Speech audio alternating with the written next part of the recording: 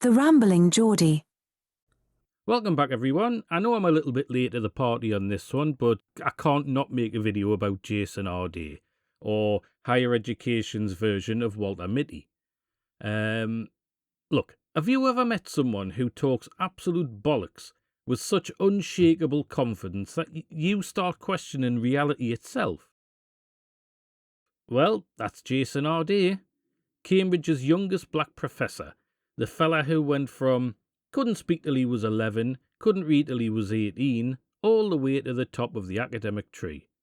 And somehow, he managed to do it while allegedly nicking half his PhD, running 600 miles in 6 days, and raising £5.5 million for charity, like some kind of autistic Forrest Gump on steroids. The lad's life story doesn't just sound like Jay from the Inbetweeners.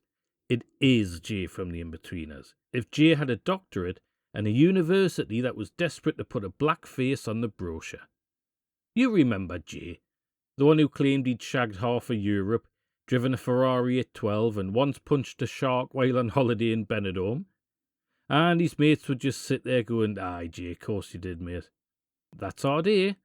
Only instead of a school playground, he's got Cambridge University nodding along like a bunch of soft virtue signalling arseholes who've never checked a single receipt in their lives.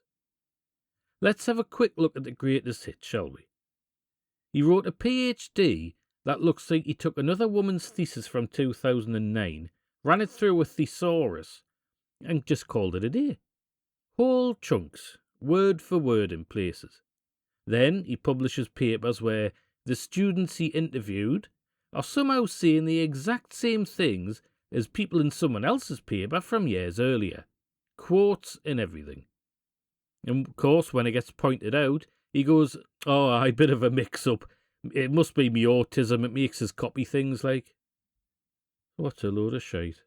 Then there's the running 30 marathons in 35 days, with a broken leg for the last 9.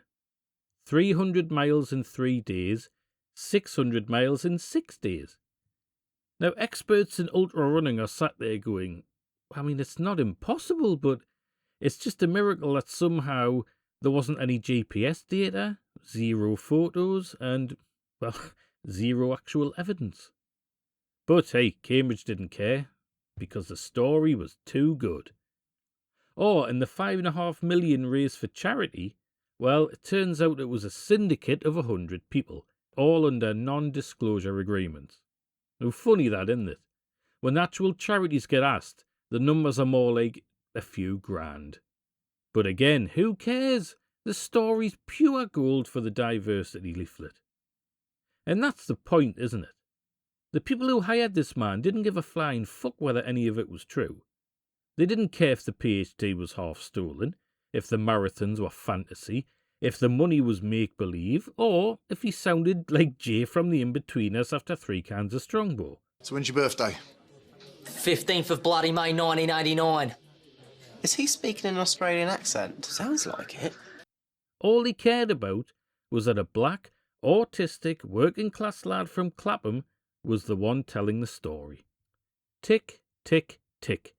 Diversity box, equity box, inclusion box. All filled in with a big fat felt-tip pen and a self-congratulatory glass of organic wine. I mean, this is DEI in its purest, most brain-dead form. The truth is optional, but the narrative is mandatory. Hire the story, promote the story, defend the story.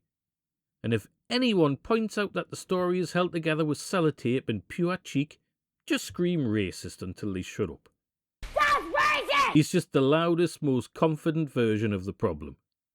The real problem is the army of middle-class, middle-management cowards in university HR departments who decided that, well, checking whether something's actually true is less important than whether it makes them feel progressive. Anyway, I've said me piece. Last thing, though, if you're still sat there believing every single word of that inspirational Cambridge tale without asking for a single bit of proof, do us a favour, will you? Listen to Professor Arday tell you all about the girls he shagged while he was in the caravan club. If you haven't already, subscribe to the channel, and I'll catch you all next time. Thanks, guys. Don't be daft, man.